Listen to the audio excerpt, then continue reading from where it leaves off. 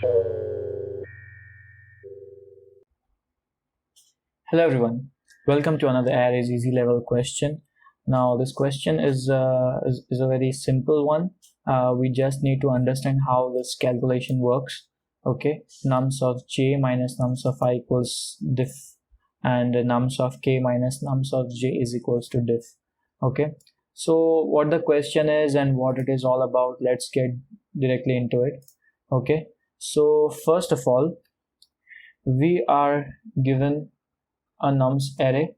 Okay, now in this array we need to find three values, I, j and k, such that I is less than j, j is less than k. And now this is important, nums of j minus nums of I, this difference should be equals to diff. That means we are already given diff, okay, in the question. Similarly, nums of k minus nums of j should be equals to diff. Okay. Now to simplify this, I will write it in a better language to understand what exactly it is. So if we go it in the mathematical way, what it asks is j minus I should be equals to diff. That is, j should be equals to I plus diff. Okay, let's say this is our first result. Second one is k minus j should be equals to diff. Remember this I, j, k, in these, this is equivalent to nums of I, nums of j and nums of k. Okay, this is, I'm writing this just for a better understanding. Yeah, so k minus j is equal to diff, but from our first equation we can see that j is I plus diff. Okay, so k minus I plus diff, that is equals to diff. Diff is difference, obviously. K is equals to, let's take it to the next side, I plus diff plus diff. Okay, so this is important, these two equations, because these will help us to find our answer in a faster way. Okay, so what we'll have to do is we have to find these two values, I plus diff and I plus diff plus diff. If our array it has these two values, then we have found our triplet, as the question says, and we can increment our counter. Okay, it looks a little bit confusing, but it will be easier in the code. Okay, so let's dive straight into the code.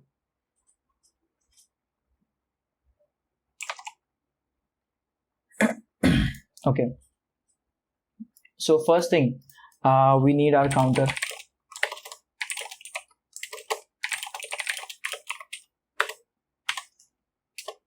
Okay, secondly, now there are two ways to do this thing.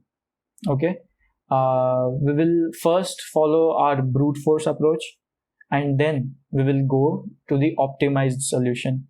Okay, now let's go to the brute force solution. And the brute force, if we can see, I is less than j and j is less than k. That means j is always going to be greater than I. Okay, that means I will keep this blank for now. Okay, next is our j. Now if you can see, j is always greater than I, not greater than equal to, but greater than I. So j will always start with one index to the right of I. This here I'm also leaving a blank for the time being. We'll fill up later. Okay, and for int, let's say k is equal to, now k is always greater than j.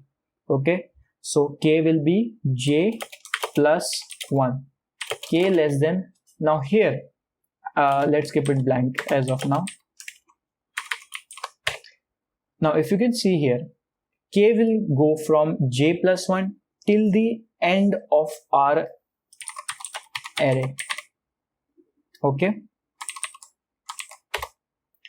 but if you can see, j should go from I plus 1 till one position to the left of k. It cannot go to till the equivalent of k. Okay, so this here will be equal to nums.length minus 1. Similarly, I will be nums.length minus 2.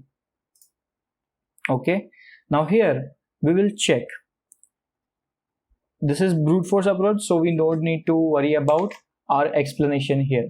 This explanation is only for our optimized solution. Okay, you simply need to check if nums, let me just copy this from here, nums of j, this and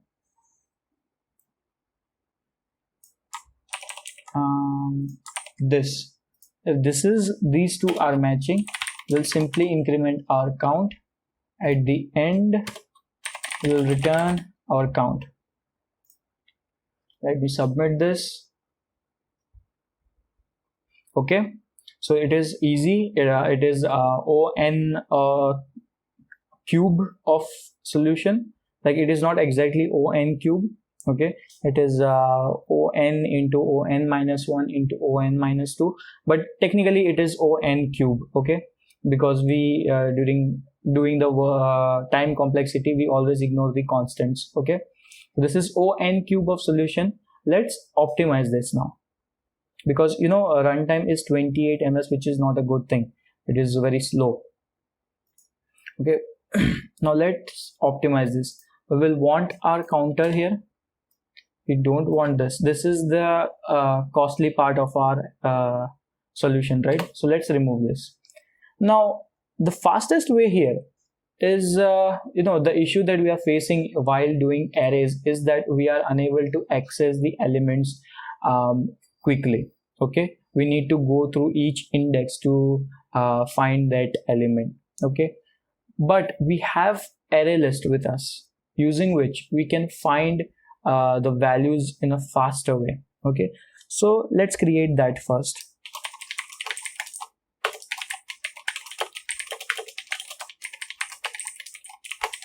Okay, our array list is ready, but it is empty as of now.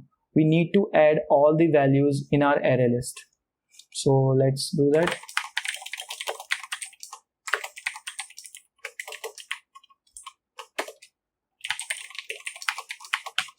Okay, now our list is ready. Now one thing that we need to take care of, that is very important for us right now, is two things which are given to us. First is, this value is strictly increasing. Okay, this strictly increasing part, it tells us two things. First, that the values in the array which is given to us, they are going to be unique. Okay, if it were given that only increasing, if strictly was not given, then we would have assumed that it is less than or equal to or greater than or equal to, but it is strictly increasing. That means the arrays, all the elements in the arrays are unique. Okay, and since it is strictly increasing, it is strictly ascending as well. Okay, like it is in order. Okay, we don't need to sort the array. Okay, so these two things, these are going to help us in solving the optimized solution.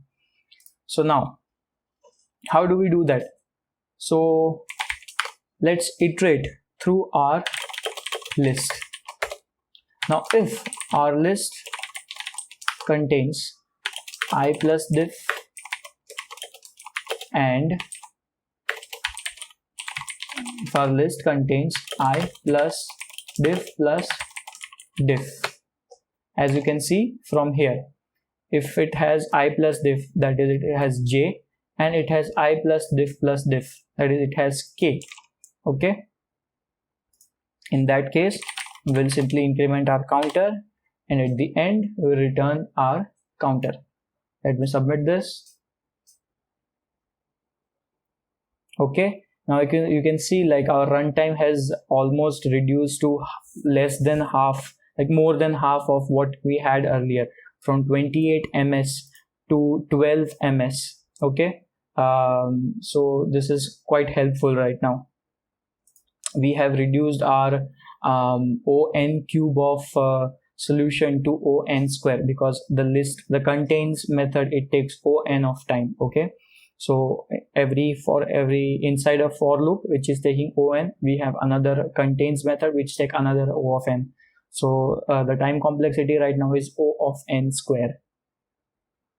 Okay, take care of all these words that are given. These are very important. Okay, so that's it for this video. I hope you liked it. Do let me know if you have any suggestions or queries for me. Okay, I will be solving more questions from arrays and strings in the future. Okay, yeah, so thank you for watching. I will see you in the next one. Till then, keep coding.